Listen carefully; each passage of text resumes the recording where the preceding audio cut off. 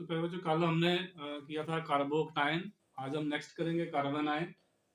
ठीक वैसे ही एग्जाम्पल बिल्कुल सेम है जो आपने कल लिखी थी, सिर्फ एक ही फर्क रहेगा। जहाँ पे कार्बन पे आपने कल पॉजिटिव चार्ज लिखा था, आज वहां पे क्या लिखना है, नेगेटिव चार्ज लिखना है। बस थोड़ा सा डेफिनेशन में फर्क है। तो कार्बोक्टाइन हमने कल बताया था कि organic species containing trivalent positively charge carbon को हम क्या बोलते हैं, कार्बोक्टाइन। जिसमें कार्बन जिसके ऊपर पॉजिटिव चार्ज होता है उसके पास 6 इलेक्ट्रॉन रहते हैं। कार्बोनाइन क्या है, ये भी ऑर्गेनिक स्पीसीज हैं, रिएक्टिव इंटरमीडिएट्स हैं, जिसमें कार्बन जो है ट्राइवलेंट है, कार्बन के ऊपर नेगेटिव चार्ज है और वैलेंस शेल में उस कार्बन के पास 8 इलेक्ट्रॉन रहते हैं। तो उनको हम क्या बोलते हैं, कार्बोनाइंस बोलते हैं। तो organic species containing trivalent negatively charged carbon with 8 electrons in its valence shell are known as carbanions। Same वही जो एग्जांपल्स है लिखनी है जो कल हमने की थी। जैसे यहाँ पे हमने लिखा था मिथाइल CH लिखा था जहाँ पे पॉजिटिव चार्ज लिखा था, आज यहाँ पे आपने क्या लिखना है, नेगेटिव चार्ज लिखना है। तो वही एग्जांपल आपने सारी लिख देनी है, सिर्फ जहां जहां पॉजिटिव चार्ज था वहां वहां आपने क्या लिख देना है, नेगेटिव चार्ज लिख देना है। तो फर्क मैंने आपको कल बताया था कि कार्बन में अगर 4 बॉन्ड बनाए हुए हैं, ये एक्स है, अगर ये बॉन्ड ऐसे टूटेगा तो पॉजिटिव चार्ज आएगा, कार्बोटाइन बन जाएगा। अगर ये ऐसे टूटेगा तो कार्बन के ऊपर नेगेटिव चार्ज आएगा, तो कार्बोनाइन बन जाएगा। जी हम जब बॉन्ड क्लीवेज कर रहे थे वहां पे भी आपको मैंने समझा दिया था। फिर आता है क्लासिफिकेशन। ट्राइवलेंट का मतलब आपको पता है, कार्बन के 3 बॉन्ड रहने चाहिए, 1 2 3। जैसे जिस कार्बन के ऊपर नेगेटिव चार्ज है वो कार्बन क्या होना चाहिए, ट्राइवलेंट, और उसके पास कितना इलेक्ट्रॉन रहना चाहिए, 8। 2 2 4 2 6। और ये नेगेटिव चार्ज है तो कार्बन के पास 4 वैलेंस इलेक्ट्रॉन होते हैं, 3 तो उसने यूज किया है, यहाँ बॉन्ड बनाने में 6 हो गए टोटल। क्योंकि बॉन्ड बनाने में 2 इलेक्ट्रॉन चाहिए, एक कार्बन का होगा एक इसका होगा दूसरे कार्बन का। तो 2 2 4 2 6 हो गए। एक इसके पास पहले से होगा और एक इसने गेन किया होगा, नेगेटिव चार्ज इसलिए आया हुआ है, तो इसके पास कितने इलेक्ट्रॉन रहते हैं, 8 इलेक्ट्रॉन रहते हैं। क्लासिफिकेशन वैसे ही, ये प्राइमरी कार्बन आयन होता है, सेकेंडरी, टर्शरी। डिपेंड करता है जिस कार्बन के ऊपर नेगेटिव चार्ज है वो कौन सा कार्बन है, प्राइमरी कार्बन है, सेकेंडरी कार्बन है या टर्शरी कार्बन है। तो कार्बन भी आपको पता होना चाहिए 4 टाइप का होता है, प्राइमरी कार्बन होता है, सेकेंडरी होता है, टर्शरी होता है, क्वाटनरी होता है। तो जिस कार्बन के साथ एक कार्बन जुड़ा हो वो प्राइमरी होता है। जैसे ये कार्बन है, इसके साथ एक कार्बन, बाकी और कुछ हो सकता है, कार्बन एक ही रहेगा। अगर किसी कार्बन के साथ 2 कार्बन जुड़ते हैं, जैसे एक इधर है एक इधर है, तो ये वाला कार्बन जो है this is secondary carbon, this is primary carbon. अगर कार्बन के साथ 3 कार्बन जुड़ते हैं, 1 2 और ये 3, ये वाला कार्बन जो होगा टर्शरी कार्बन होगा। अगर इसके साथ 4 कार्बन जुड़ जाते हैं, 1 2 3 4, तो ये वाला कार्बन जो होता है दैट इज क्वाटनरी कार्बन। तो इसमें देखिए आप, प्राइमरी में क्या होगा, इसके साथ एक कार्बन जुड़ा है, ये सेकेंडरी में ये भी प्राइमरी है, इसमें भी एक कार्बन जुड़ा है। डायरेक्टली देखना आपने, ये वाला कार्बन इस कार्बन के साथ नहीं है, इसके साथ है। तो आपने देखना है जिस कार्बन के ऊपर नेगेटिव चार्ज है उस कार्बन के साथ डायरेक्टली कितने कार्बन अटैच्ड हैं। अगर उसके साथ एक कार्बन अटैच है तो प्राइमरी कार्बन कार्बोनाइन होगा, अगर 2 कार्बन है तो सेकेंडरी कार्बोनाइन होगा, अगर 3 कार्बन है तो टर्शरी कार्बोनाइन होगा। 4 तो होंगे नहीं क्योंकि नेगेटिव चार्ज हम कह रहे हैं ट्राइवलेंट है, तो 3 ही बॉन्ड बनाए होंगे, तो इसलिए 3 ही टाइप के होते हैं, प्राइमरी कार्बोनाइन, सेकेंडरी और टर्शरी। मिथाइल में कोई भी कार्बन है, इसका स्पेशल नाम है, इसको हम बोलते हैं मिथाइल कार्बोनाइन। तो प्राइमरी में आपने देख लेना है एक कार्बन, सेकेंडरी में 2 और टर्शरी में 3 कार्बन होने चाहिए, जिस कार्बन के ऊपर क्या चार्ज हो, नेगेटिव चार्ज हो। टोटल कार्बन नहीं काउंट करने हैं, आपने देखना है जिस कार्बन के ऊपर नेगेटिव चार्ज है उस कार्बन के साथ डायरेक्टली कितने कार्बन अटैच्ड हैं। अगर एक कार्बन है प्राइमरी, 2 है सेकेंडरी, 3 है तो टर्शरी। ये कल वाली ही पूरी एग्जांपल्स हैं, यहाँ पे पॉजिटिव चार्ज था, वहां मैंने क्या लिखा हुआ है, नेगेटिव चार्ज लिखा हुआ है।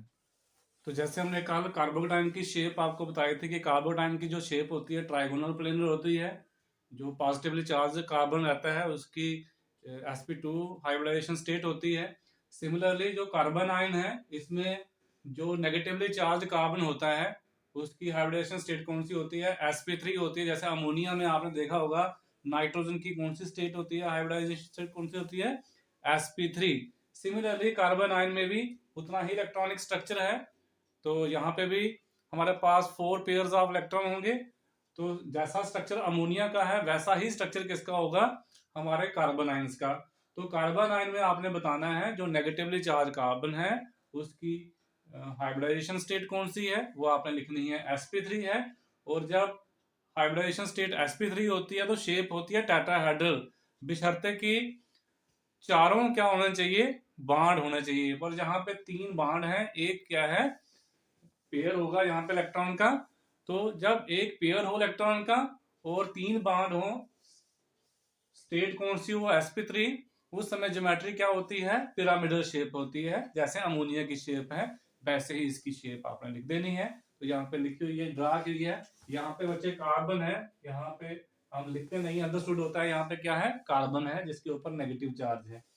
फिर आता है क्वेश्चन के बाद बहुत बार पूछते हैं एग्जाम में कि स्टेबिलिटी ऑर्डर क्या रहता है। तो स्टेबिलिटी जैसे हमने कल कार्बोटाइन की आपको बताए थे कि जिस भी एटम के ऊपर चार्ज है हम ऐसे अज्यूम करके चलते हैं कि उसके ऊपर उधार है। तो कोई भी चीज जो है उसके चार्ज को, उसके उधार को कम कर दिया तो स्टेबिलिटी बढ़ाएगी। तो कल पॉजिटिव चार्ज था, तो पॉजिटिव चार्ज कैसे घटाया जा सकता है, अगर उसके साथ हम प्लस आई ग्रुप लगाएं। प्लस आई ग्रुप जो होते हैं वो क्या करते हैं, इलेक्ट्रॉन डेंसिटी बढ़ाते हैं। तो जैसे इलेक्ट्रॉन डेंसिटी बढ़ेगी पॉजिटिव चार्ज क्या हो जाता है, कम हो जाएगा। तो इसलिए स्टेबिलिटी बढ़ रही थी। पर यहाँ पे पॉजिटिव चार्ज नहीं है, यहाँ पे क्या चार्ज है, नेगेटिव चार्ज है। तो नेगेटिव चार्ज भी कहने का मतलब है कि जो हमारा स्पीसीज होगा वो क्या है, अनस्टेबल है। अब कोई ऐसा फैक्टर जो नेगेटिव चार्ज जो है कार्बन का उसको रिड्यूस कर दे, उसको कम कर दे, तो वो स्टेबिलिटी बढ़ा देगा। अगर ऐसा कोई फैक्टर जो इसके नेगेटिव चार्ज को बढ़ा देगा तो स्टेबिलिटी घटा देगा। अब इंडक्टिव फैक्ट के बेसिस के ऊपर हम स्टेबिलिटी कल हमने एक्सप्लेन की थी कार्बोकेटाइन की, फिर हमने रेजोनेंस का भी कंसेप्ट बताया था। सिमिलरली हम कार्बन आयन की स्टेबिलिटी भी on the basis of inductive fact बता सकते हैं। तो इंडक्टिव फैक्ट में आपने पढ़ा होगा दो तरह के इंडक्टिव फैक्ट होता है, माइनस आई इफेक्ट होता है, प्लस आई इफेक्ट होता है। तो जो group plus I effect show करते हैं उनको प्लस आई ग्रुप बोलते हैं, और जो माइनस आई इफेक्ट शो करते हैं उनको माइनस आई ग्रुप बोलते हैं। माइनस आई ग्रुप जो वो होते हैं जो इलेक्ट्रॉन डेंसिटी को अपनी तरफ खींचते हैं, इलेक्ट्रॉन विथड्रॉइंग ग्रुप को हम बोलते हैं माइनस आई ग्रुप्स।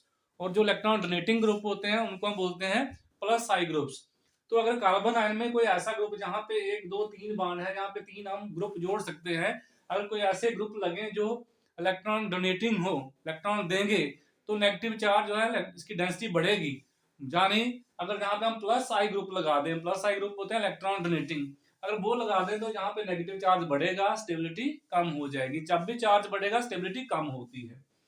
इसी तरह से अगर हम जहां पे कोई ऐसे ग्रुप लगा दें जो इलेक्ट्रॉन विथड्रॉइंग ग्रुप्स हो, इलेक्ट्रॉन खींचे जाने की माइनस आई ग्रुप्स हो, तो वो यहाँ पे नेगेटिव चार्ज को क्या कर देंगे, कम करेंगे उसकी डेंसिटी को, इसलिए स्टेबिलिटी बढ़ा देंगे।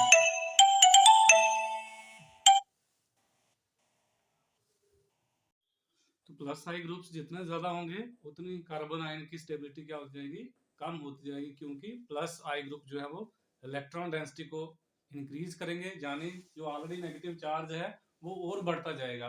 तो कोई भी चीज जो इसके चार्ज को बढ़ाएगी वो स्टेबिलिटी कम करेगी। तो माइनस आई ग्रुप जो है, अगर कोई ऐसा ग्रुप लगा जो खींचने वाला इलेक्ट्रॉन, तो इलेक्ट्रॉन डेंसिटी कम होगी, नेगेटिव चार्ज कम होता जाएगा, इसका स्टेबिलिटी बढ़ती जाएगी। यही लिखा है, minus I group decrease the electron density from negatively charged carbon and hence increase the stability. Larger the number of minus I group, जितने ज्यादा होंगे माइनस आई ग्रुप उतने ज्यादा इलेक्ट्रॉन डेंसिटी कम हो जाएगी कार्बन से, उतनी ज्यादा स्टेबिलिटी होगी। इसी तरह से प्लस आई ग्रुप्स क्या करेंगे, similarly plus I group increase electron density and decrease stability of carbon ion. Larger the number of plus I groups, lower will be the stability. तो on the basis of inductive effect ऐसे carbon ion जिसमें inductive effect operate करेगा, तो उसमें जो है stability कैसे discuss करनी है, आपको कैसे देखनी है। जितने प्लस आई ग्रुप ज्यादा होंगे उतनी स्टेबिलिटी कम होगी, जितने माइनस आई ग्रुप ज्यादा होंगे उतनी स्टेबिलिटी जो है वो ज्यादा होगी। तो जैसे मिथाइल है, इसमें कोई भी माइनस आई या प्लस आई ग्रुप नहीं है, तो यहाँ पे स्टेबिलिटी सबसे ज्यादा है। उसके बाद प्राइमरी में आपको पता है एक अल्काइल ग्रुप होता है, एक प्लस आई ग्रुप होता है, तो इलेक्ट्रॉन डेंसिटी बढ़ेगी तो स्टेबिलिटी कम हो जाएगी। सेकेंडरी में 2 अल्काइल ग्रुप होते हैं तो इलेक्ट्रॉन डेंसिटी और बढ़ जाएगी, स्टेबिलिटी और कम हो जाएगी। टर्शरी में 3 होते हैं तो सबसे ज्यादा electron density tertiary carbon ion में होगी, तो इसकी स्टेबिलिटी सबसे कम होगी। तो अगर आपको एग्जाम में पूछा जाता है स्टेबिलिटी ऑर्डर क्या है कार्बोनाइन का, तो याद रखना है मिथाइल कार्बोनाइन सबसे ज्यादा स्टेबल, फिर उसके बाद प्राइमरी, फिर सेकेंडरी, फिर टर्शरी। कार्बोनाइन में जो ऑर्डर उल्टा है, उसमें टर्शरी सबसे ज्यादा स्टेबल होता है, फिर सेकेंडरी उससे कम होता है, प्राइमरी उससे कम होता है, और सबसे कम स्टेबल होता है मिथाइल कार्बोटाइन। तो ये एक दूसरे का उल्टा है, आपने एग्जाम में ऐसे याद रखना है कि जो कार्बोटाइन का ऑर्डर है उसके बिल्कुल रिवर्स है किसका, कार्बोनाइन का। जैसे वहां पे हमने कार्बोटाइन में रेजोनेंस का कंसेप्ट दिया था कि अगर रेजोनेंस आ जाता है तो उस समय स्टेबिलिटी बढ़ती है। रेजोनेंस से हमेशा याद रखना है स्टेबिलिटी बढ़ती है। जितने रेजोनेटिंग स्ट्रक्चर ज्यादा ड्रा करेंगे आप, जिस मॉलिक्यूल में जितना ज्यादा रेजोनेटिंग स्ट्रक्चर बन सकते हैं, उतनी ही स्टेबिलिटी उसकी क्या होगी, ज्यादा होती है। तो जो भी मॉलिक्यूल आपको दिया जाएगा, आपने देखना है क्या उसमें रेजोनेंस तो नहीं है। रेजोनेंस है तो कितने स्ट्रक्चर हैं, जितने ज्यादा रेजोनेटिंग स्ट्रक्चर होते हैं उतनी ही स्टेबिलिटी क्या होती है, ज्यादा होती है। क्यों? क्योंकि जो नेगेटिव चार्ज होता है वो डिस्पर्स हो जाता है, एक जगह नहीं रहता है, डीलोकलाइज हो जाता है। जैसे मैंने यहाँ पे एग्जांपल दी है आपको, एक हमारे पास ये प्रोपाइल रेडिकल है, सॉरी प्रोपाइल कार्बोनाइन है, रेडिकल नहीं कार्बोनाइन, CH3 CH2 CH2 नेगेटिव, इसमें रेजोनेंस नहीं है। दूसरा हमने लिया है अलाइल कार्बोनाइन, इसको बोलते हैं अलाइल कार्बोनाइन, अलाइल कार्बोनाइन। तो अलाइल कार्बोनाइन में क्या आता है, रेजोनेंस आता है। तो रेजोनेंस यहाँ पे नहीं होने की वजह से इसका नेगेटिव चार्ज जो है वो डीलोकलाइज नहीं हो रहा है, इसी कार्बन पे रह रहा है। पर अगर हम यहाँ पे देखें, ये हमारे पास ये हमने अलाइल कार्बोनाइन लिया, ये नेगेटिव चार्ज जहाँ पे शिफ्ट हो गया, ये वाला जहाँ पे चला गया, पाई बॉन्ड टूट के, तो एक जे स्ट्रक्चर बन गया। तो इसके दो रेजोनेटिंग स्ट्रक्चर बनते हैं, एक फर्स्ट स्ट्रक्चर, दूसरा ये है। तो यहाँ पे नेगेटिव चार्ज इस कार्बन में था, दूसरे में यहाँ आ गया, तो नेगेटिव चार्ज जो है डिस्पर्स हो रहा है, तो स्टेबिलिटी बढ़ेगी। तो अगर आपको एग्जाम में पूछे out of this and this which will be more stable, तो जिसमें रेजोनेंस है वो वाला ज्यादा स्टेबल होगा, आपने ये ध्यान देना है। और भी हम अगर बेंजीन लगाएं उसमें भी रेजोनेंस आ जाता है। अगर हम बेंजाइल कार्बोनाइन की बात करें, 2 बेंजीन रिंग लगा दें, 3 लगा दें, तो नंबर ऑफ रेजोनेटिंग स्ट्रक्चर बढ़ते जाते हैं। अगर एक बेंजीन रिंग लगी हो तो 5 रेजोनेटिंग स्ट्रक्चर बनते हैं, 2 लगाएं तो 10 बनते हैं, 3 लगाएं तो 15 जो है रेजोनेटिंग स्ट्रक्चर बनते हैं। तो ऐसे ही स्टेबिलिटी कार्बोनाइन की बढ़ती जाएगी। तो जैसे हम बेंजाइल कार्बोनाइन की बात करें, बेंजीन लगी हो साथ में CH2 हो, उसको बेंजाइल ग्रुप बोलते हैं। बेंजीन में एक H निकाल दिया, ये बेसिकली C6H5 CH2 नेगेटिव है। इसको हम ऐसे लिख सकते हैं, ऐसे करके, एक ही बात है, दोनों में कोई फर्क नहीं है, इसमें और इसमें कोई फर्क नहीं है। C6H5 CH2 को ही बेंजाइल बोलते हैं। तो अगर हम बेंजाइल कार्बोनाइन की बात करें, 5 रेजोनेटिंग स्ट्रक्चर बनेंगे, जैसे जहां पे मैंने लिखे हैं, ये आ गया पहला, ये दूसरा, ये तीसरा, ये चौथा, ये पांचवा, 5 रेजोनेटिंग स्ट्रक्चर बनेंगे। ये कैसे ड्रा होते हैं, नेगेटिव चार्ज को आपने बिटवीन द एटम लेना है, यहाँ पे आगे वाला बॉन्ड जहाँ शिफ्ट करना है, एक स्ट्रक्चर बन जाएगा, नेगेटिव जहाँ आ जाएगा। तो ये तभी पॉसिबल है अगर जो नेगेटिव जिसके ऊपर चार्ज है उसके बाद सिंगल बॉन्ड होना चाहिए, आगे डबल होना चाहिए। जैसे यहाँ पे नेगेटिव चार्ज था, सिंगल बॉन्ड था, फिर डबल बॉन्ड था, ट्रिपल भी हो तब भी हो सकता है। तो अब यहाँ पे नेगेटिव है, जो सिंगल है, फिर यहाँ पे डबल है, तो फिर आप रेजोनेंस यहाँ पे शो कर सकते हैं। इसको ले जाना है between the atom, double bond बन जाएगा, आगे वाला बॉन्ड आपने ब्रेक कर देना है, उसको ऑन द एटम ले जाना है, नेगेटिव चार्ज यहाँ शिफ्ट हो गया। फिर यहाँ पे negative charge, single, double bond, फिर यहाँ पे रेजोनेंस आ सकता है, इसको बिटवीन द एटम ले जाइए, इस बॉन्ड को तोड़िए और ऑन द एटम ले जाइए पेयर को, तो नेगेटिव चार्ज यहाँ शिफ्ट हो गया, ये वाला स्ट्रक्चर बन गया। इसी तरह से नेगेटिव चार्ज, सिंगल, डबल, फिर ये जाएगा बिटवीन द एटम, इसको ले जाइए ऑन द एटम। तो इस तरह से आप डिफरेंट रेजोनेटिंग स्ट्रक्चर ड्रा कर सकते हैं। तो आपने स्टार्ट कहाँ से किया, यहाँ डबल बॉन्ड था, सिंगल था, डबल था, सिंगल था, डबल था, आपने तब तक चलते रहना है जब ये यहाँ पे सिंगल है वहां डबल ना आ जाए। तो जहाँ इस स्ट्रक्चर को, इसको देखिए, यहाँ पे जो सिंगल था यहाँ पे डबल हो गया है, तो सभी बॉन्ड आप देख लीजिए, यहाँ पे डबल था, उधर सिंगल हो गया, तब तक आपने चलते रहना है। तो ये 5 स्ट्रक्चर हमारे पास बन जाएंगे। इसी तरह से अगर आप 2 बेंजीन रिंग जोड़ देते हैं साथ में तो 10 बनेंगे, 5 इधर से, 5 यहाँ से। अगर आप 3 जोड़ते हैं तो हमारे पास कितने बनेंगे, 15 रेजोनेटिंग स्ट्रक्चर बनेंगे। हर एक बेंजीन से 5-5 रेजोनेटिंग स्ट्रक्चर तैयार हो जाएंगे, तो टोटल 15 बनेंगे। तो जितने ज्यादा रेजोनेटिंग स्ट्रक्चर बनेंगे उतना नेगेटिव चार्ज ज्यादा डिस्पर्स होगा। जहाँ पे देखिए इस कार्बन पे था, फिर जहां पहुंच गया, फिर जहां पहुंच गया, फिर जहां पहुंच गया, फिर वापस पहुंचा है। ऐसे करते करते ये 5 स्ट्रक्चर में नेगेटिव चार्ज डिस्पर्स हुआ है, जहां 10 में होगा या 15 में होगा तो स्टेबिलिटी बढ़ती जाएगी। तो इसलिए स्टेबिलिटी ऑर्डर क्या होगा, जब बेंजीन रिंग लगी होंगी, जिसमें 3 बेंजीन है वो सबसे ज्यादा स्टेबल होगा, जिसमें 2 हैं उससे कम, जिसमें 1 बेंजीन है वो सबसे कम स्टेबल होगा। तो जब भी बेंजीन लग जाए तो मतलब रेजोनेंस आ गया है। जरूरी नहीं है बेंजीन ही लगना चाहिए, अगर जिस कार्बन के ऊपर नेगेटिव चार्ज है उसके आगे जो कार्बन है उसके बीच में सिंगल बॉन्ड होना चाहिए, और नेक्स्ट जो कार्बन है उसके साथ डबल बॉन्ड होना चाहिए, जैसे हमने पीछे अलाइल कार्बन आयन की बात की। तो रेजोनेंस जो है वो स्टेबिलिटी बढ़ाता है, चाहे वो कार्बोकेटायन हो चाहे वो कार्बन आयन हो। जितना रेजोनेटिंग स्ट्रक्चर ज्यादा होंगे उतनी स्टेबिलिटी क्या होगी, ज्यादा होगी। तो ये ध्यान में आपने रखना है। तो कल मैंने आपको बच्चे जो स्टेबिलिटी ऑर्डर था वो समझाने के लिए आपको एक एग्जांपल दी थी कि जैसे किसी फ्रेंड के पास कोई उधार है तो वो अनस्टेबल रहता है। आपको पता है किसी के ऊपर भी कर्ज हो, उधार हो, तो स्टेबिलिटी कम होती है, टेंशन में रहता है कि कब ये हमारा कर्जा खत्म होगा तो कब हम स्टेबल होंगे। तो मैंने आपको बताया था इंडक्टिव फैक्ट के हिसाब से जो है वो स्टेबिलिटी बढ़ती है कार्बोटाइन की। होता है क्या है, अगर किसी के ऊपर पॉजिटिव चार्ज है तो कोई फैक्टर जो उसके पॉजिटिव चार्ज को रिड्यूस करेगा स्टेबिलिटी बढ़ा देगा। अगर किसी के ऊपर नेगेटिव चार्ज है तो जो फैक्टर उसके नेगेटिव चार्ज को कम करेगा वो उसकी स्टेबिलिटी बढ़ाएगा। यानी अगर किसी के ऊपर चार्ज है तो कोई भी फैक्टर, जो भी चार्ज है, चाहे पॉजिटिव रहने दो चाहे नेगेटिव चार्ज रहने दो, जो उस चार्ज को कम करेगा वो उसकी स्टेबिलिटी इंक्रीज करेगा।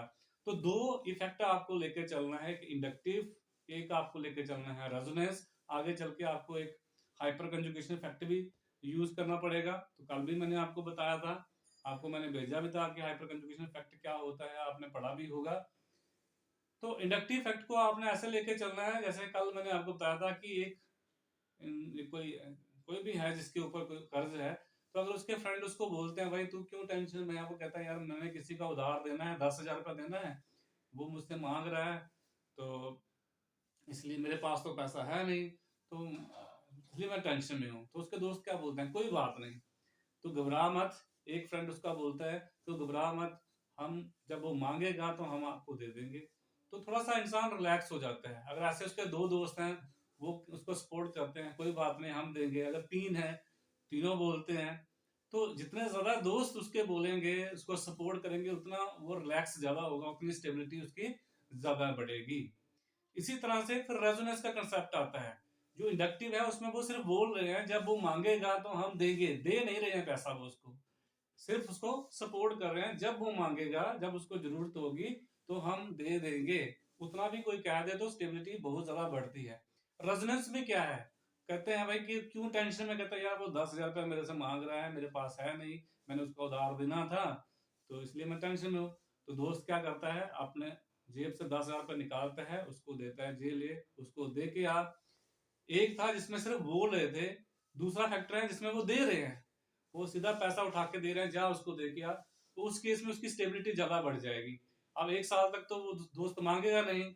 जब वो दोस्त उसको लगेगा कि अब यार एक साल हो गया मैंने उस दोस्त के पैसे दे दिए, फिर वो टेंशन में आएगा, तो दूसरा दोस्त उसको दे देगा। तो इस तरह से उसका जो उधार है वो डिस्पर्स होता रहेगा, फिर तीसरा दोस्त दे देगा। इस तरह करते करते उसके 3-4 साल निकल जाएंगे। सेम वैसा ही रेजोनेंस में है।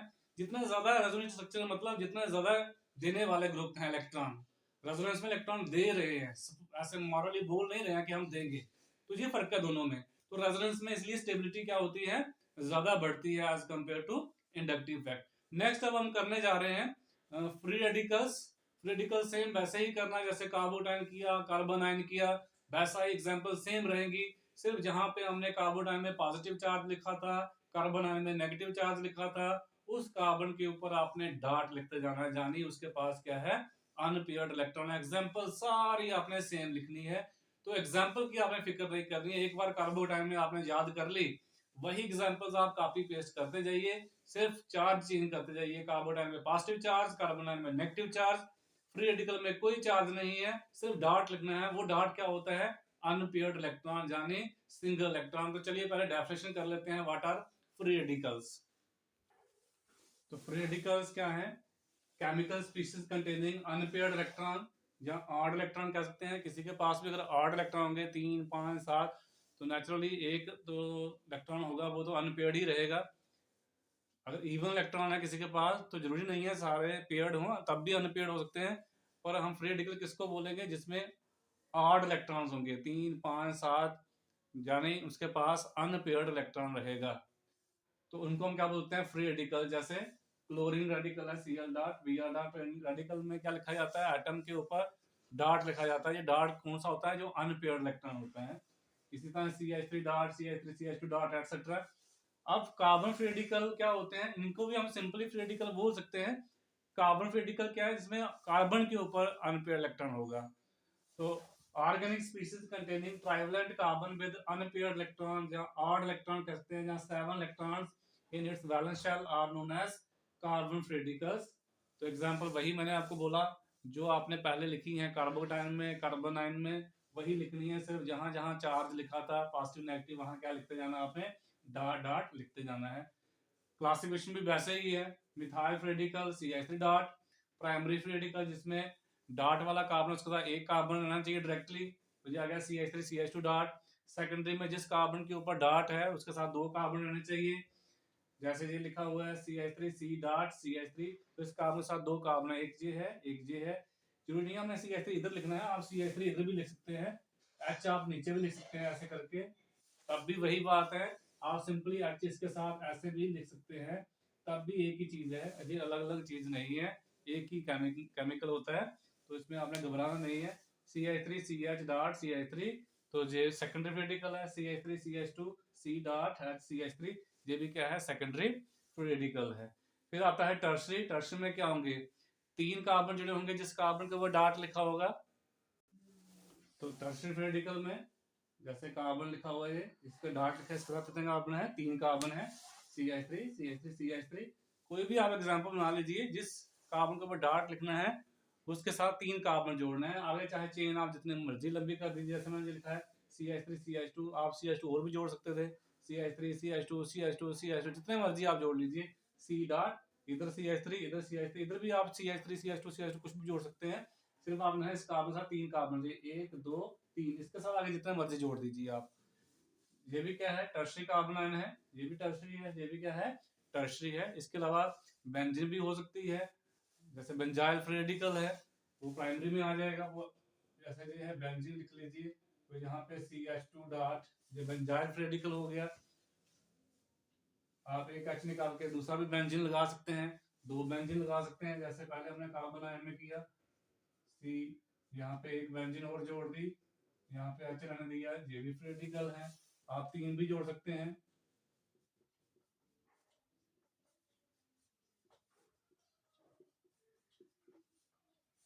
तो ये भी सभी क्या है? फ्री रेडिकल्स है।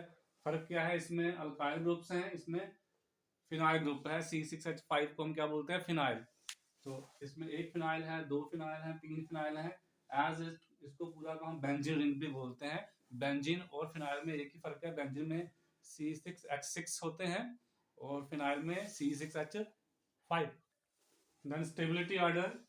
स्टेबिलिटी ऑर्डर जो है, टर्शरी रेडिकल सबसे ज्यादा स्टेबल होते हैं, उसके बाद सेकेंडरी, और सबसे कम होते हैं प्राइमरी, और उससे भी कम होता है मिथाइल रेडिकल।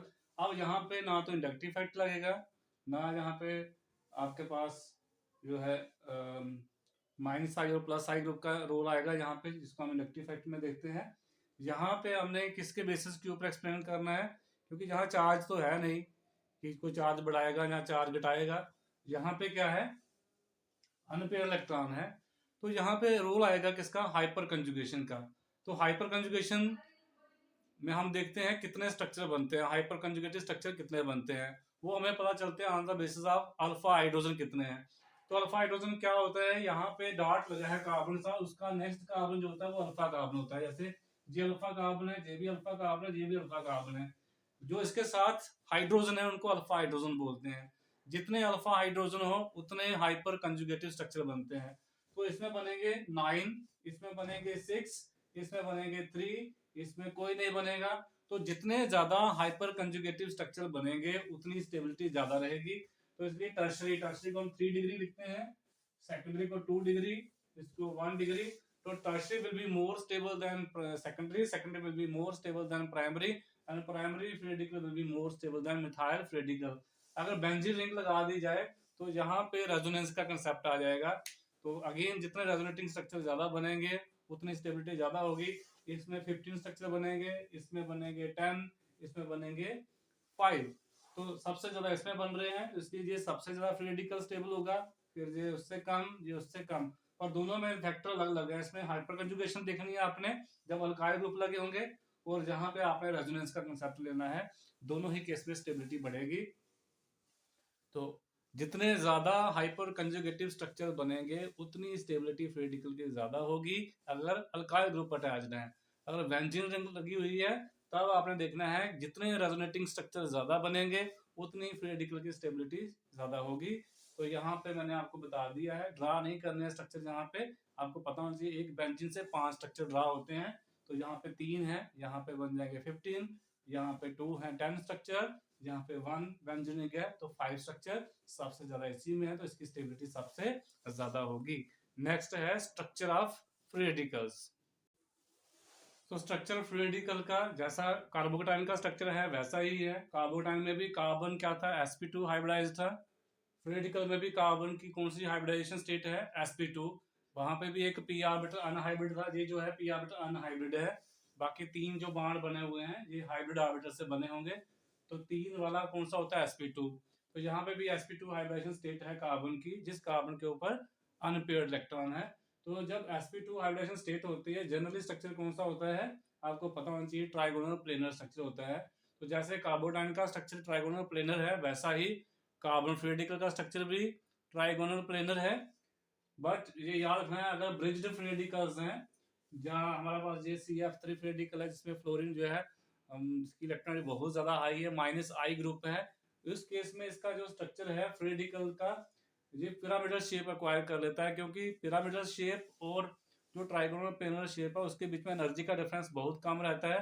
जब हाईली इलेक्ट्रॉन एक्टिव एलिमेंट जुड़े होते हैं, जब ब्रिज्ड फ्री रेडिकल्स हो उस केस में वो पिरामिड शेप एक्वायर कर लेते हैं। ये नोट आपने याद रखना है। अब हम कुछ एग्जांपल्स करेंगे इसके बाद कार्बन फ्री रेडिकल की, कार्बोटाइन की, कार्बोनाइन की, with the help of hyper conjugation हो गया, रेजोनेंस हो गया, उनकी हम स्टेबिलिटी कंपेयर करेंगे। जैसे आप कॉम्पिटिटिव एग्जाम में चले जाएं वहां पे आपको ऐसे क्वेश्चन आ सकते हैं, arrange the following carbocations in the decreasing order of their stability, कि आपने कार्बोटाइन को अरेंज करना है किस हिसाब से, decreasing order of their stability के ऑर्डर के हिसाब से, यानी कि सबसे ज्यादा जो स्टेबल है उसको पहले लिखना है, फिर उससे कम, फिर उससे कम। तो डिक्रीजिंग ऑर्डर ऐसे लिखा जाता है। जैसे यहाँ पे लिखा हुआ है CH3 CH2 पॉजिटिव है, फिर Cl CH2 CH2 पॉजिटिव है, फिर Cl 2 बार है CH2 पॉजिटिव, फिर Cl 3 लगाए हैं CH2 पॉजिटिव। अब यहाँ पे देखिए आपने स्टेबिलिटी कैसे देखनी है, आपको यहाँ पे इंडक्टिव फैक्टर देखना है, रेजोनेंस तो है नहीं। यहाँ पे जो क्लोरीन होता है ये -I ग्रुप है, तो इनमें अगर आप देखें सब में इसमें कोई भी -I ग्रुप नहीं है, इनफैक्ट CH3 जो है वो +I ग्रुप है। तो मैंने आपको सिखाया जो पॉजिटिव चार्ज को कम करेगा वो स्टेबिलिटी बढ़ाएगा, तो +I ग्रुप बढ़ाएगा, -I ग्रुप घटाएगा। तो CH3 जो है +I ग्रुप है, ये इसकी इलेक्ट्रॉन डेंसिटी को कम करेगा, इसकी पॉजिटिव चार्ज को कम करेगा, इलेक्ट्रॉन डेंसिटी बढ़ाएगा, तो स्टेबिलिटी बढ़ जाएगी इसकी। यहाँ पे क्लोरीन जो है वो इलेक्ट्रॉन खींचने वाला है, जो अपनी तरफ खींचेगा, ये तो पॉजिटिव चार्ज बढ़ता जाएगा। जहाँ पे 2 खींचने वाले लगे हुए हैं, जहाँ पे 3 लगे हुए हैं खींचने वाले, तो सबसे ज्यादा पॉजिटिव चार्ज किस कार्बन के ऊपर होगा, इस कार्बन के ऊपर, क्योंकि इससे 3 क्लोरीन जो है वो इलेक्ट्रॉन खींच रहे हैं, इसमें 2 खींच रहे हैं, इसमें 1 खींच रहा है, इसमें कोई भी नहीं खींच रहा है। इनफैक्ट यहाँ पे इलेक्ट्रॉन दे रहा है, CH3 जो है वो +I ग्रुप है वो दे रहा है। तो सबसे ज्यादा स्टेबल कौन सा हुआ, A, फिर दूसरे नंबर पे कौन सा, B, तीसरे नंबर पे C, और चौथे नंबर पे कौन सा है, D है। एक ऐसे क्वेश्चन आ सकता है जहां पे आपने एक चीज नोट करनी है कि मैंने क्लोरीन जो है वो एक ही पोजीशन पे रखे हैं, उस कार्बन पे रखे हैं जो नेक्स्ट कार्बन है CH2 पॉजिटिव के, आगे पीछे शिफ्ट नहीं किए हैं, उससे भी फर्क पड़ता है, वो आगे भी एग्जांपल आप करेंगे। फिर दूसरी एग्जांपल है Cl CH2 पॉजिटिव है, Br CH2 पॉजिटिव है। यहाँ पे मैंने हैलोजन चेंज कर दिया है, इसमें क्लोरीन लगाया है, पोजीशन सेम रखी है, CH2 के साथ क्लोरीन है, यहाँ पे भी CH2 ब्रोमीन, तो मैंने यहाँ पे हैलोजन चेंज किए हैं। अब -I ग्रुप है सभी हैलोजन्स, पर सबसे ज्यादा कौन खींचता है इलेक्ट्रॉन, जिसकी इलेक्ट्रॉन एक्टिविटी सबसे हाईएस्ट होती है। तो सबसे हाईएस्ट इलेक्ट्रॉन किसकी है, फ्लोरीन की। तो ये सबसे ज्यादा इलेक्ट्रॉन खींचेगा, इसमें पॉजिटिव चार्ज सबसे ज्यादा बढ़ जाएगा, तो ये सबसे कम स्टेबल हो जाएगा।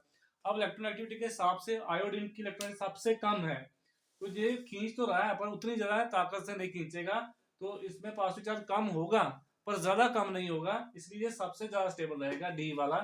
तो D will be more stable then फिर आयोडीन के बाद किसकी इलेक्ट्रॉनिटी आती है हाई, ब्रोमीन की, तो बी उससे ज्यादा उससे कम स्टेबल हो जाएगा। फिर उसके बाद क्लोरीन का नंबर आता है तो ए उससे कम स्टेबल हो जाएगा, फ्लोरीन जो है वो सबसे कम स्टेबल रहेगा। तो जी ऑर्डर आपने लिखना है D greater than, B greater than, A greater than C. इस तरह के क्वेश्चन आपको पूछे जा सकते हैं। अब नेक्स्ट एग्जांपल में मैंने आपको बताया मैंने पोजीशन चेंज की है, हैलोजन सेम रखा है, जहां पे मैंने नंबर ऑफ हैलोजन बढ़ाए, जहां पे हैलोजन चेंज कर दिए, जहां मैंने जो हैलोजन लगाया है उसकी पोजीशन चेंज की है, जहां मैंने इमीडिएटली जो पॉजिटिव चार्ज वाला कार्बन था उसके साथ वाले कार्बन साथ जोड़ा है, जहां उससे आगे कर दिया है, इसमें उससे भी आगे कर दिया है। तो जैसे जैसे माइनस आई ग्रुप की लेंथ बढ़ती जाती है, दूर जब चला जाता है, उसकी इलेक्ट्रॉन खींचने की पावर कम होती जाती है।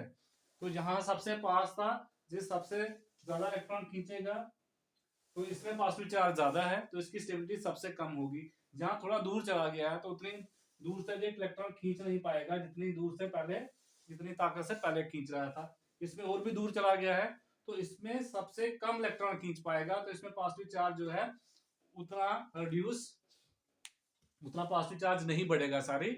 तो इसमें पॉजिटिव चार्ज ज्यादा नहीं बढ़ रहा है, इसमें और बढ़ रहा है, इसमें बहुत ज्यादा बढ़ रहा है, तो इसलिए इसकी स्टेबिलिटी सबसे कम हो जाएगी, क्योंकि पॉजिटिव चार्ज को हमें कम करना था पर जहां पे बढ़ रहा है तो जो ए है वो सबसे कम स्टेबल होगा और जो सी है वो सबसे ज्यादा स्टेबल होगा। तो C will be more stable than B, B will be more stable than A. इस तरह के क्वेश्चन आपको पूछे जा सकते हैं। तो ये मैंने कार्बन आयन की एग्जांपल ली, सिमिलरली आप कार्बन आयन की कर सकते हैं, फ्री रेडिकल की भी कर सकते हैं। ऐसे अगर आपको क्वेश्चन आ जाए एग्जाम में, इन कार्बोट आयन को आपने क्या करना है, अरेंज करना है इन the decreasing order of their stability. पहला है CH3 पॉजिटिव, फिर CH3 CH2 पॉजिटिव, फिर CH3 CH2 CH2 positive, CH3 CH2 CH2 CH2 positive. तो यहाँ पे देखिए आपको इंडक्टिव इफेक्ट देखना है, यहाँ पे CH3 ग्रुप लगा हुआ है, प्लस आई ग्रुप है, यहाँ कोई ग्रुप नहीं लगा हुआ है, यहाँ पे भी CH3 CH2 है, यहाँ CH3 CH2 CH2 है, तो यहाँ पे ग्रुप देने वाला सबसे नजदीक है, CH2 के पास है। तो यहाँ पे क्या ऑर्डर रहेगा, आपको स्टेबिलिटी ऑफ कार्बन आयन कैसे देखेंगे, यहाँ पे मिथाइल है, यहाँ पे इथाइल है, तो इथाइल का इंडक्टिव इफेक्ट ज्यादा स्ट्रांग होता है एज कम्पेयर टू मिथाइल, तो इसमें पॉजिटिव चार्ज जो है वो ज्यादा कम हो जाएगा as compare to this one. तो ये सबसे ज्यादा स्टेबल होगा, सी सबसे ज्यादा स्टेबल होगा। फिर आएगा बी, फिर आएगा डी, डी में प्रोपाइल ग्रुप लगा, साथ में 1 2 3 कार्बन है, तो जैसे चेंज बढ़ती जाएगी जो इंडक्टिव इफेक्ट है वो वीक होता जाता है। यहाँ पे इमीडिएटली साथ में, बट मिथाइल और इथाइल में इथाइल की पावर ज्यादा होती है एज कम्पेयर टू मिथाइल, तो ये सबसे ज्यादा स्टेबल है। फिर बी, फिर डी, फिर कौन सा आएगा, ए आएगा। इस तरह से भी आपको क्वेश्चन पूछा जा सकता है। तो छोटे छोटे जो है बेसिक्स आपने करने हैं, अगर आप कॉम्पिटिटिव एग्जाम क्वालिफाई करना चाहते हैं तो ये छोटी छोटी बातों पे आपने ध्यान देना है। तो आपने जो फ्री रेडिकल हैं वो भी करने हैं ऐसे एग्जाम्पल्स, कार्बन आयन के भी करने हैं ऐसे एग्जाम्पल, दिमाग में आपने रखना है कि कंसेप्ट क्या है। फॉर एग्जाम्पल आपको ये कार्बन आयन पूछा जाता है, एक ये है, ये कार्बन आयन है, एक दूसरा है आपके पास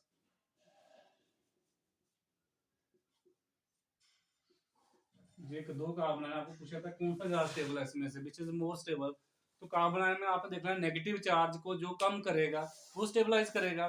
तो फ्लोरीन और क्लोरीन में से ये दोनों ही माइनस आई ग्रुप हैं, पावर किसकी ज्यादा है इलेक्ट्रॉन खींचने की, तो फ्लोरीन की ज्यादा पावर है, तो इसमें ज्यादा नेगेटिव चार्ज कम हो जाएगा क्योंकि फ्लोरीन खींच लेगा एज कम्पेयर टू दिस, तो ये ज्यादा स्टेबल होगा। तो CF3 नेगेटिव जो है ये more will be more stable then CCl3 negative. तो आपने थोड़ा सा लॉजिकली सोचना है बस, और कुछ नहीं, आंसर अपने आप आ जाएंगे।